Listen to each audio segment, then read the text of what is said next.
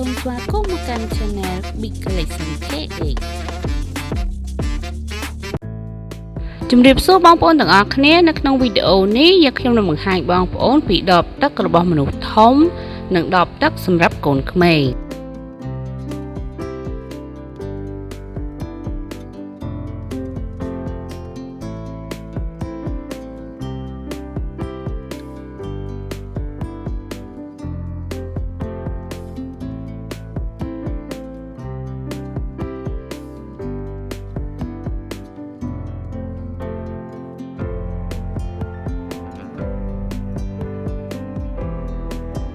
ដបទឹកនេះផងដែរជាប្រភេទដបជ័រមានពណ៌ខ្មៅ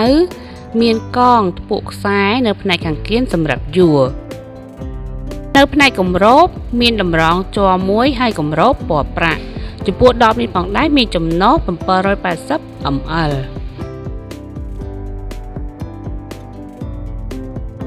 ដបទឹកនេះមានចំណុះ 780 ml និងចំណុះ 900 ml មាន4ពណ៌មានពណ៌សថ្លាមានពណ៌ខៀវមានពណ៌កាហ្វេនិងពណ៌ចុងក្រោយគឺពណ៌ខ្មៅ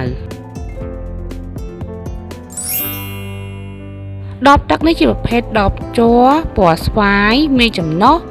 770 ml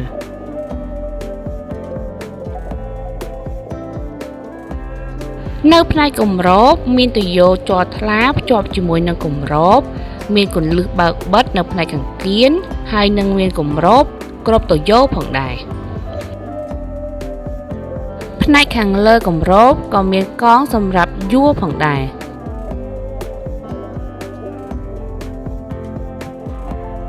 ដបនេះមានចំណុះ 670 ml និងចំណុះ 770 ml មាន4ពណ៌មានពណ៌ស្វាយពណ៌សថ្លាពណ៌បៃតងចាស់និងពណ៌ចុងក្រោយគឺពណ៌ខ្មៅ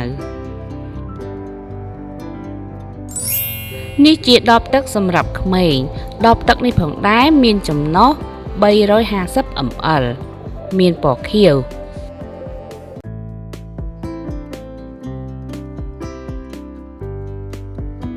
ផ្នែកគម្របនេះផងដែរមានដៃកាន់ហើយនឹងទុយោភ្ជាប់នឹងគម្របផងដែរ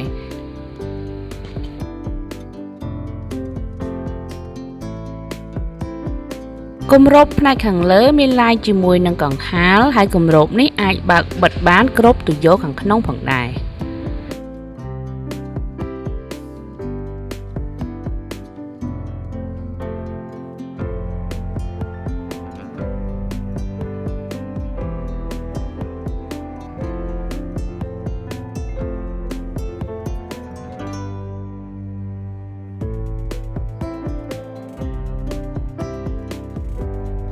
ដបទឹកនេះក៏មានខ្សែសម្រាប់ស្ពាយវែងចំពោះដបមួយទៀតម៉ូតដូចគ្នាចំណុះ 350 ml ដបនេះមានពណ៌ឈូកចំពោះគម្របមានទុយោភ្ជាប់ជាមួយនឹងគម្របហើយនឹងដៃកាន់ផងដែរម៉ូតនេះផងដែរក៏មានខ្សែសម្រាប់យួរវែងផងដែរដបទឹកនេះមានចំណុះ 250 ml និង 350 ml មាន3ពណ៌មានពណ៌លឿងពណ៌ឈូកនិងពណ៌ចុងក្រោយគឺពណ៌ខៀវ